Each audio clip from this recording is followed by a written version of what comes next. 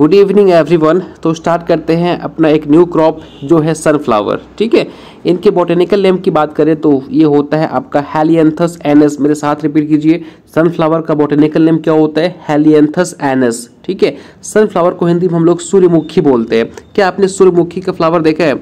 नहीं देखे हो? चलिए मैं आपको दिखाता हूँ। ये देखिए, ये जो आपको दिखाई पड़ रहा है ना, ये क्या है? सूर्यमुखी सनफ्लावर है। ठीक है, ऊपर वाले पोर्शन को हम हेड बोलते हैं। हेड में आपको क्या क्या देखने को मिलेगा? रे फ्लोरेट मिलेगा। जो आपको येलो कलर का दिखाई पड़ रहा है ये क्या है? रे फ्लोरेट है। और जो आपको बीच में दिखाई पड़ रहा है डिस्क शेप का, ये होता है डिस्क फ्लोरेट। अब जो रे फ्लोरेट होता है ना, ये अपनी ब्यूटीफुलनेस के लिए पॉपुलर होता है, जिसकी वजह से जो होते हैं पॉलिनेटर वो अट्रैक्ट होते हैं। ठीक है, और जो बीच वाला पोर्शन है डिस्क फ्लोरेट, ये सीड के प्रोडक्शन के लिए रिस्पॉन्सिबल होता है। आप इसको टच करेंगे तो आपको दिखाई पड़ेगा कि चारों तरफ क्या होते हैं? सीड्स लगे होते हैं। ठीक है, समझ रहे हो? चलिए आगे बात करते हैं इनके फैमिली की। तो ये कंपोजिटिव फैमिली या फिर एस्ट्रेसी फैमिली से बिलोंग करता है। तो कंपोजिटिव फैमिली का है दूसरा नाम क्या है? एस्ट्रेसी फैमिली। और लेग्यूमिनेसी का दूसरा नाम क्या है? Of course Fabaceae family. ठीक है, बट ये बिलोंग करता है कंपोजिटिव या फिर एस्ट्रेसी फैमिली। दोनों अपने में याद रखिएगा, ऑप्शन में कुछ भी हो सकता है। ओरिजिन की बात करें तो यूएसए या फिर मैक्सिको, आपको दोनों याद रखना है। क्रोमोसोम नंबर की बात करें तो 34 इसका क्रोमोसोम नंबर होता है। इनफ्लोरेसेंस की बात करें तो जो फ्लावर पोर्शन था ना, उसको बोलते हैं इनफ्लोरेसेंस। और इसके हेड को देखिए, सनफ्लावर का हेड कहने का सेंस ये हुआ कि आप देखिए ये क्या है? इसका एक क्रॉप है, और ऊपर वाला पोर्शन जिसमें आपको रे फ्लोरेट और डिस्क फ्लोरेट दिखाई पड़ रहा है, इसको हेड बोलते हैं। और पूरे हेड को हम क्या बोलते हैं? कैपिटेलम बोलते हैं। कई बार पूछा गया है, इसको याद रखिएगा कि सनफ्लावर के हेड को हम क्या बोलते हैं? कैपिटेलम बोलते हैं। और इसके फ्रूट को हम लोग एकेन बोलते हैं।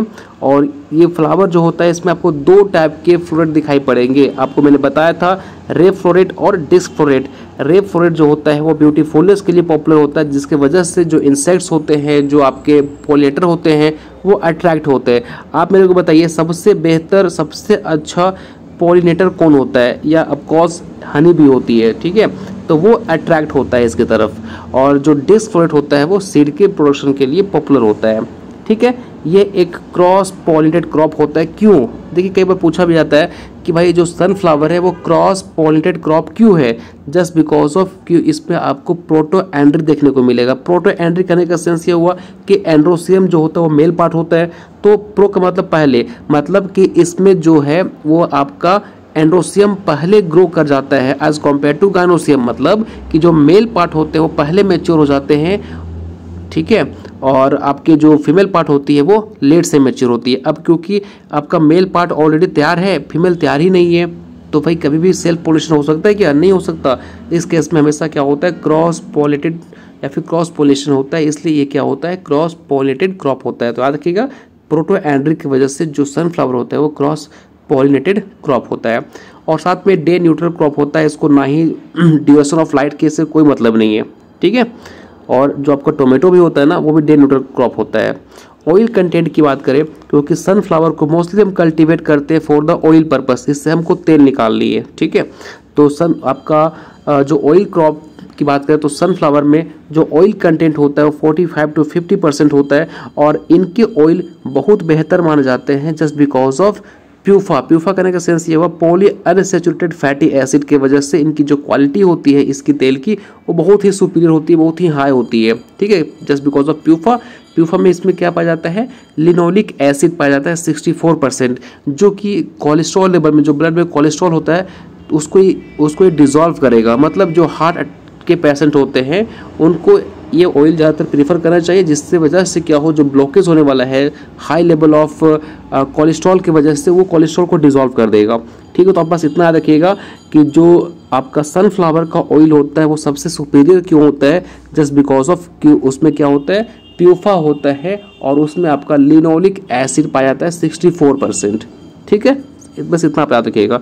प्यूफा का फुल फॉर्म है पॉली अनसैचुरेटेड फैटी एसिड। ठीक, आगे बात करें इनके एरिया एंड प्रोडक्शन की बात करते हैं, तो पूरे वर्ल्ड में आप ये रैंक आप एज इट इज याद करेंगे। पूरे वर्ल्ड में बात करें तो सोयाबीन सबसे ज़्यादा कल्टीवेट किया जाता है। सबसे ज़्यादा लोग सोयाबीन के ऑयल को यूज़ करते हैं पूरे वर्ल्ड में।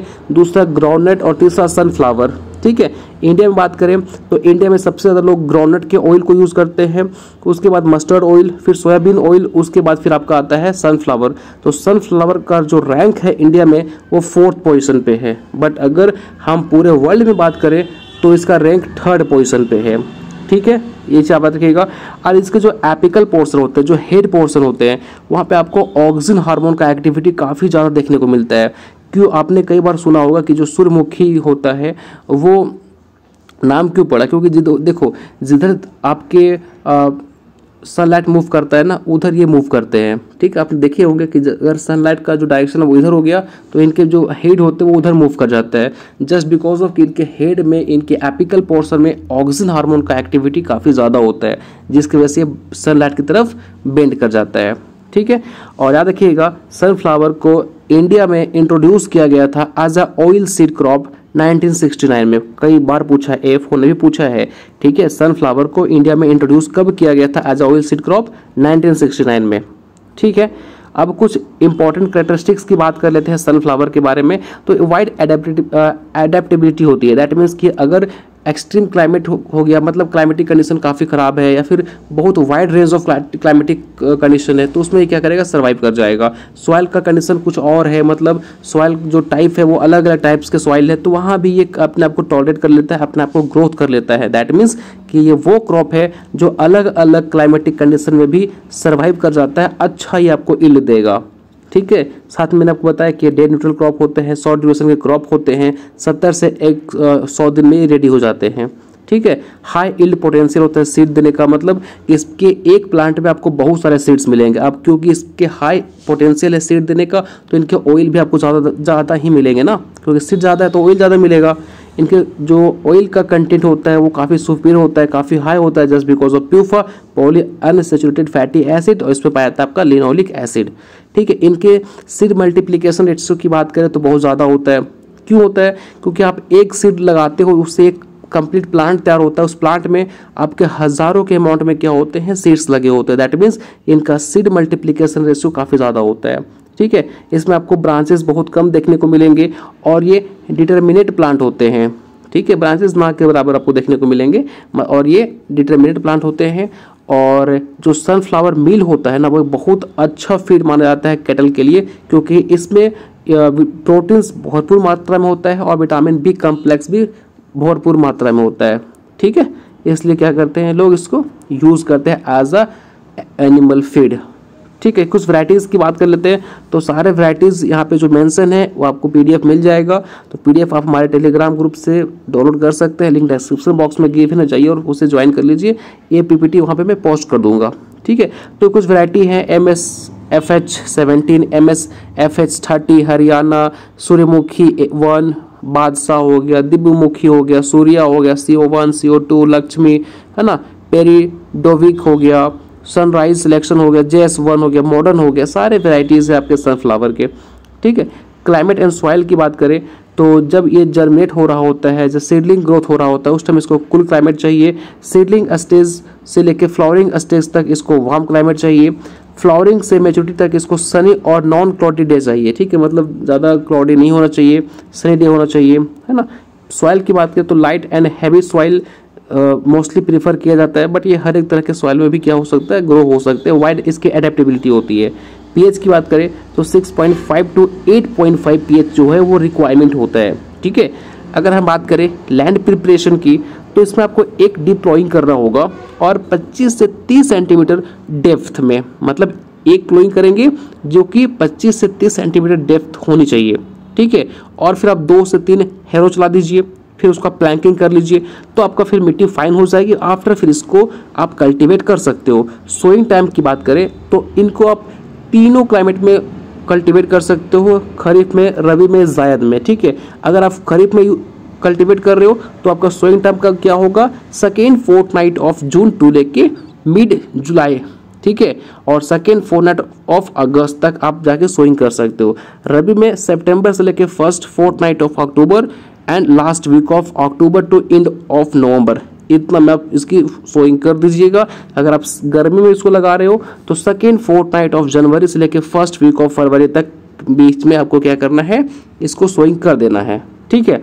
और सोइंग आप इस तरह से करेंगे कि जो फ्लावरिंग स्टेज है और सीडलिंग स्टेज है वो आपस में ओवरलैप ना करे, कोइंसाइड ना करे, ठीक है। और कंटिन्यूअस रेनी पीरियड होना चाहिए और टेम्परेचर थोड़ा हाई होना चाहिए, अबव 38 डिग्री सेल्सियस, तभी जाके आपके अच्छे सीड सिस्टम बनेंगे, अच्छा इसके ईल्ड आएंगे, ठीक है। बट आप चीज़ हमेशा देखिएगा क्योंकि आपको सोइंग टाइम ऐसे एडजस्ट करना है कि फ्लावरिंग और सीड फिलिंग स्टेज जो है वो आपस में कोइंसाइड ना करे, ठीक है। सीड रेट की बात करें तो 8 to 10 kg पर हेक्टेयर की रिक्वायरमेंट होती है।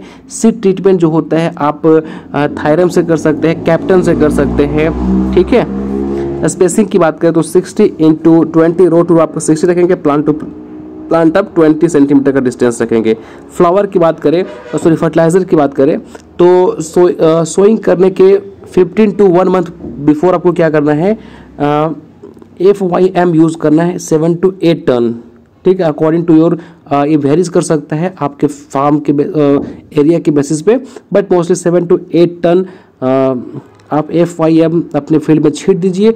और इनका जो NPK की बात करें तो 60-80-40, ठीक है। नाइट्रोजन जो है वो आपका 60 kg पर हेक्टेयर होना चाहिए, जो आपका फॉस्फोरस है वो 80 kg पर हेक्टेयर और आपका पोटास जो है वो 40 kg पर हेक्टेयर, ठीक है। हम क्या करते हैं साथ में यहाँ पे ईल्ड को मतलब जो सीड फिलिंग होता है उसको बढ़ाने के लिए, ईल्ड को बढ़ाने के लिए, ऑयल कंटेंट को बढ़ाने के लिए हम बोरेक्स को स्प्रे कर देते हैं 2 ग्राम पर लीटर वाटर में मिक्स करके, जिससे क्या होता है कि इनके जो कैपिटेलम का जो रे ओपनिंग स्टेज होता है उस हम इसको मोस्टली कब करना चाहिए हमको, ये आप बोरेक्स का स्प्रे कीजिए वाटर में 2 ग्राम पर लीटर की घोल बना के कैपिटेलम एट अ रे ओपनिंग स्टेज। कब करेंगे, जब इसमें रे का ओपनिंग हो रहा होता है, ठीक है। तो उस टाइम आप छीट दीजिए, जिससे आपके जो सीड फिलिंग है वो भी बढ़ जाएंगे, ईल्ड बढ़ जाएगा और ऑयल कंटेंट भी ज़्यादा आएगा आपको। इंटरकल्चर ऑपरेशन की बात करें तो आपको मिनिमम 2 से 3 इंटरकल्चर ऑपरेशन करनी चाहिए। आप होइंग से कर सकते हो, हैंड बीडिंग कर सकते हो, आप 15 डेज के इंटरवल में भी आपको एटलीस्ट करना चाहिए, ताकि इसमें आपका खरपतवार ग्रो ना करे, ठीक है। अच्छे से आप वीड मैनेजमेंट कर सकते हैं। अगर फिर भी बहुत ज़्यादा आपके वीड के इन्फेस्टेशन देखने को मिल रहे हैं तो आप एलाक्लोर, पेंडिमिथेलिन, फ्लोक्लोरलिन आप यूज़ कर सकते हो, जो कि प्री इमरजेंस हर्बिसाइड है।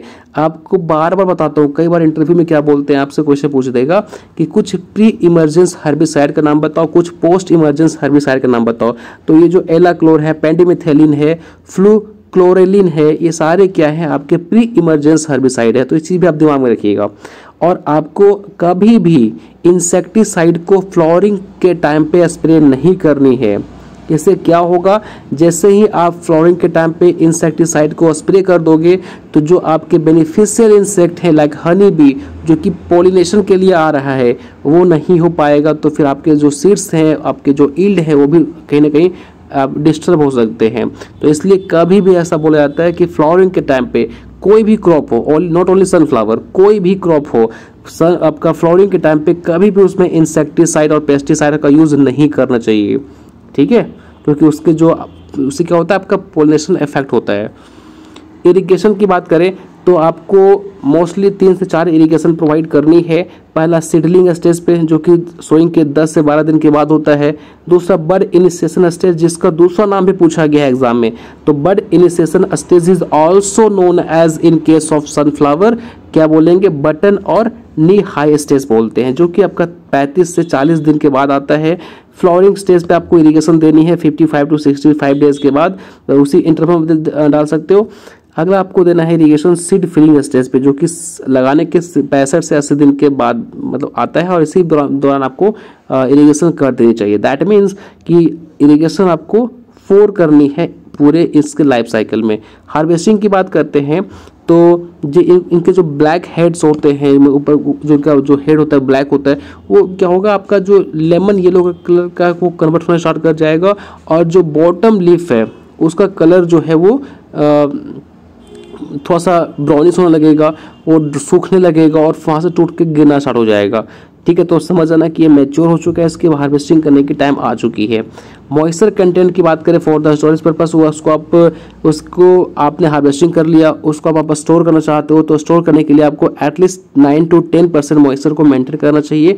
इससे ज़्यादा हुआ तो वो ख़राब हो जाएगा, ठीक है। यील्ड की बात करें तो 20 to 25 क्विंटल पर हेक्टेयर इसका यील्ड आता है। ऑरिजिन देखो, नॉट इसकी बात करें तो ऑरिजिन साउथ अमेरिका मैक्सिको आपने बताया मैंने आपको। ऑयल कंटेंट 45 to 50% होता है। और इसके कुछ इंपॉर्टेंट वैरायटी है, मॉडर्न, ज्वालामुखी, MSFH 18, MSFH 17, JS1। तो ये सारे कुछ इंपॉर्टेंट और वैरायटी हैं जो कि आपको याद रखनी है। तो होप सो फ्रेंड आपको समझ में आया होगा हमारा आज का सेशन जो है सनफ्लावर।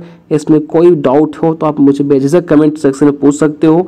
और हमारे नोट्स के लिए आप छोटा सा काम कीजिए, जाके अभी जस्ट बाद के लिए कुछ नहीं, हमारे टेलीग्राम ग्रुप को ज्वाइन कर लीजिए, वहाँ पे मैं नोट्स को पोस्ट कर दूंगा, ठीक है। ये देख रहे हो क्या है, आपका सनफ्लावर का ऑयल है, ठीक है, समझ रहे हो।